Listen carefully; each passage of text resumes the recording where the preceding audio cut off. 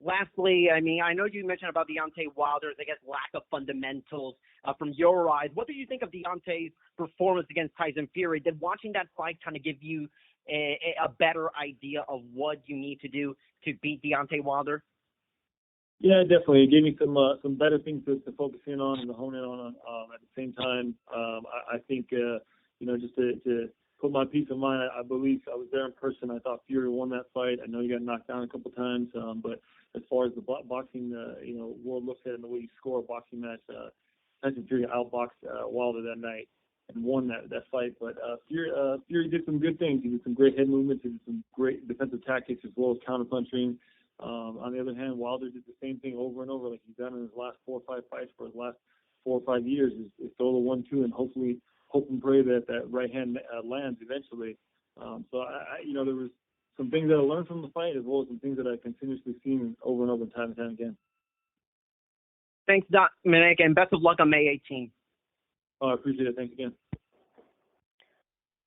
Our next question is going to come from Bernard Fernandez from thesweetscience.com. Please go ahead. Dominic, I think everyone knows that you have a football background, quarterback at the University of Northern Colorado. When Mr. King with King World sounded you out about his idea of finding athletes, great athletes in other sports, to become heavyweights, maybe go to the Olympics, you obviously are the primary beneficiary and top person for that to happen. What were your thoughts when you got sounded out for that? I mean, was that something out of the blue, and had you ever considered anything like that before? Yeah. We're going back to the Michael King days and All-American heavyweights.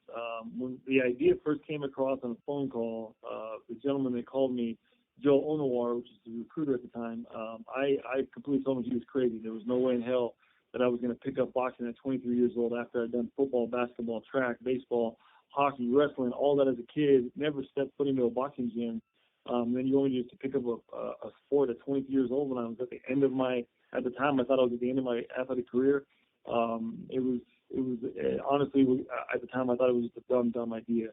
But 3 months into it, after I had my first amateur fight, and 18 months later when I became a 2012 U.S. Olympian, and now 10 years later, now I'm fighting for WC World Title. I think Michael King was the smartest man on the planet.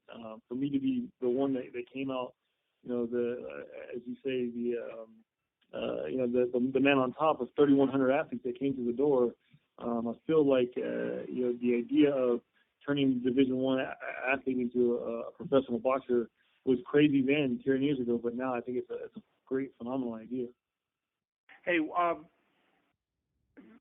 for whatever reason, athletes, great athletes in other sports, get this idea in their heads that hey, I can be a boxer. And then I'm just talking about football players like Mark Gastineau and Too Tall Jones that tried it with not as much success, obviously, as you've had. Even Jim Brown thought that with a couple of months of training that he could fight Muhammad Ali.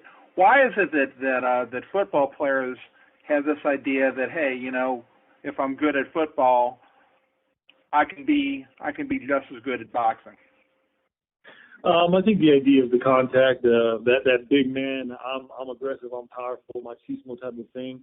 In the football world, you would think that the defensive end, the linebackers, the running backs, the left tackles, the guys that have the most contact on the football gridiron would be the biggest, baddest guys in the boxing room, but it's not true.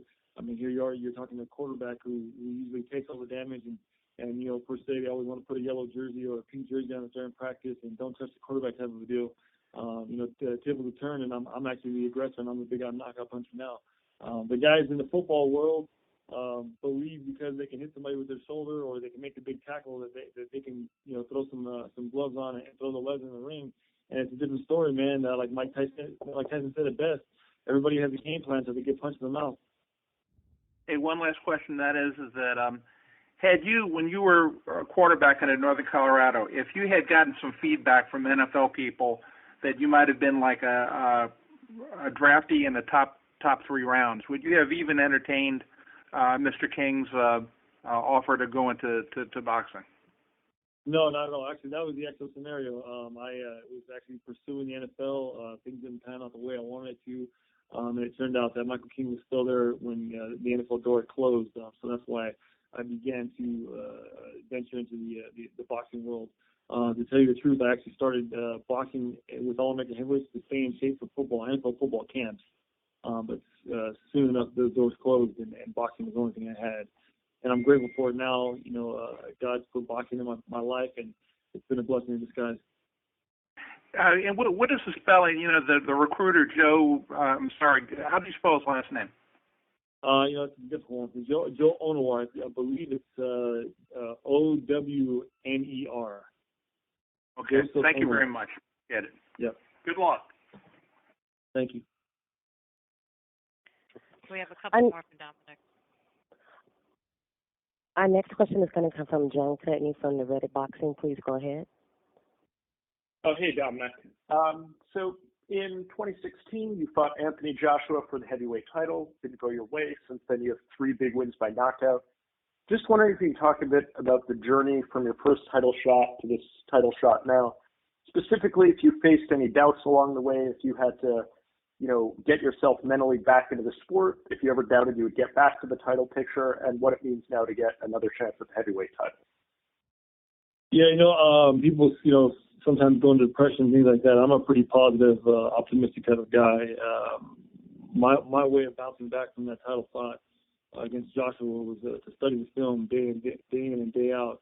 I watched it round after round, minute after minute. I watched it in silence. I watched it with people. I watched it without people.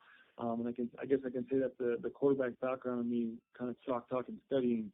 And I wanted to see everything that I did wrong, and I didn't want to see anything I did right, because I understood that there was things that were done right, but I think there was a lot more things done wrong, and I wanted to capitalize on my learning mistakes. And that's what I did. At the time, me and my trainer, Manny Robles, went back to the drawing boards and kind of restructured my boxing skills, and we grew. And lucky enough that we were fortunate enough to have 3 big KO wins, one against Easy, one against Molina, one against Negron. And here we are back again fighting for a world title. And I'm grateful for it, because I learned a lot more from that one loss than I learned from all my wins in my whole boxing career and amateur career. So that one lifetime experience in the summer of 2016 against Joshua was a lot bigger for my boxing career than anything could have been. Okay. Thanks a lot. Good luck. Appreciate it. Thank you. The last question for Dominique will come from Sean Cross from the Boxing Insider. Please go ahead. Hi, Dominic. Thanks for taking the call. I just have one quick question. Do you see the incident that happened with Wilder and your family in the hotel lobby as motivation right now, or do you want to get beyond that so you'll be able to fight as clearly as possible when you face Wilder on the 18th? It's been the biggest motivational tool in this last 10 weeks of camp. It's the one thing that gets me up early in the morning to run. It's the thing that gets me through the 10th and 11th and 12th rounds of sparring. It's the idea of, hey, I want to get a cheat meal, but no, hey, stay focused, let's eat this. It's definitely been a huge motivator for camp. I think I'm putting a closing to it here pretty soon. The week of the fight, it's more or less going to be the mental idea of I'm going into a heavyweight title fight to perform my best, to fulfill my best. I'm not going to take any of that emotion or crazy antics into the fight, because if you do that, then you've already lost the battle.